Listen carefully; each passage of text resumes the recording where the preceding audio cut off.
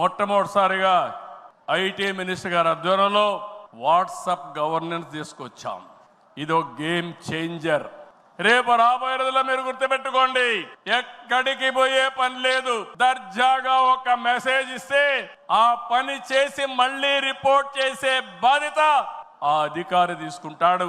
దాన్ని సూపర్వైజ్ చేసే బాధ్యత మన పార్టీ తీసుకుంటుందని చెప్పి కూడా నేను మీకు తెలియజేస్తున్నా. దీనివల్ల అవినీతి పూర్తిగా తగ్గిస్తాం. ఇంకొక విషయం కూడా మీ అందరికీ చెప్తున్నా, భవిష్యత్తులో ఇప్పుడిప్పుడే కాదు, డీబీటీ కోసం, డైరెక్ట్ బెనిఫిట్ కోసం పోరాడిన పార్టీ తెలుగుదేశం పార్టీ. నేను డిజిటల్ కరెన్సీ రిపోర్ట్ ప్రధానమంత్రికి ఇచ్చినప్పుడు వారిని ఒకటే రిక్వెస్ట్ చేశాను, మీరు ఈరోజు 500, 1000 రూపాయలు రద్దు చేస్తున్నారు, ఇంకా 2000 రూపాయలు కొత్తగా తీసుకొచ్చారు. అవసరమైతే 500, 1000, 2000 రూపాయలు రద్దు చేయండి, డిజిటల్ కరెన్సీ పెట్టండి. ఎవరైనా అక్రమార్కులు ఉంటే ఈజీగా పట్టుకోగలుగుతాం. ఇవన్నీ రద్దు చేయమని కోరాను. ఈ సభ సందర్భంలో మళ్ళీ ఒకసారి డిమాండ్ చేస్తున్నా, ఈరోజు అందరికీ డిజిటల్ కరెన్సీ వచ్చింది. పార్టీకి డొనేషన్ ఇవ్వాలన్నా ఒకప్పుడంతా లిస్ట్ అంతా ఇచ్చి చదివేవాళ్ళం. ఇప్పుడు నేరుగా మీ ఫోన్ ద్వారా పార్టీ అకౌంట్లోకి డబ్బులు చెల్లించే పరిస్థితికి వచ్చారంటే ఈ 500, 1000, 2000 రూపాయల అవసరం లేదు. రాజకీయాల్లో డబ్బులు పంచే అవసరం ఉండకూడదు.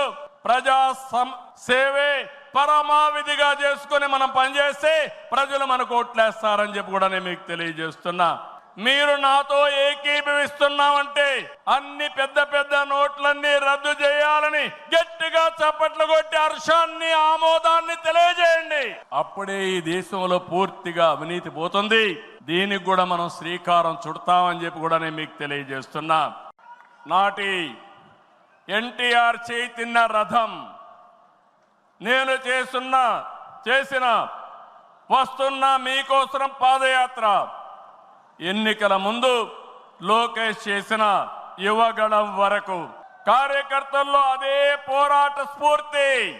పాలనంటే హత్య రాజకీయాలు, కక్ష సాధింపులు, వేధింపులు, తప్పుడు కేసులని మార్చేశారు గత ప్రభుత్వం.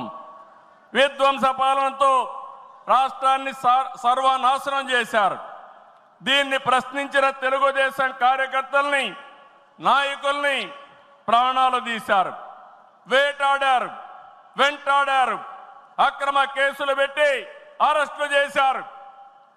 కానీ ఒక్క వ్యక్తి కూడా ఎత్తిన జెండా దించకుండా పోరాటం చేసిన మిమ్మల్ని మనస్ఫూర్తిగా అభినందిస్తున్నా. ప్రశ్నించే వారి గొంతు నొక్కడానికి గ్రామస్థాయి నేతల గొంతులు కోశారు. మన పసుపు సింహం, మన చంద్రయ్య పీకగోస్తుంటే కూడా జై తెలుగుదేశం అని ప్రాణం వదిలిపెట్టాడు. అది మనందరికీ స్ఫూర్తి. ఆ స్ఫూర్తే ఈ పార్టీని నడిపిస్తుందని చెప్పి కూడా నేను మీకు తెలియజేస్తున్నా. ఇది ఒక్క ఉదాహరణ మాత్రమే. ఇలాంటి చాలా మంది కార్యకర్తలు ప్రాణ త్యాగాలు చేశారు.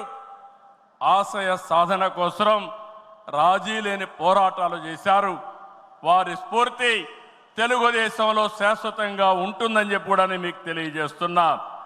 ఎత్తిన జెండా దించని కార్యకర్తల పోరాటాలు, త్యాగాల వల్లనే కూటమి ప్రభుత్వం అధికారంలోకి వచ్చింది.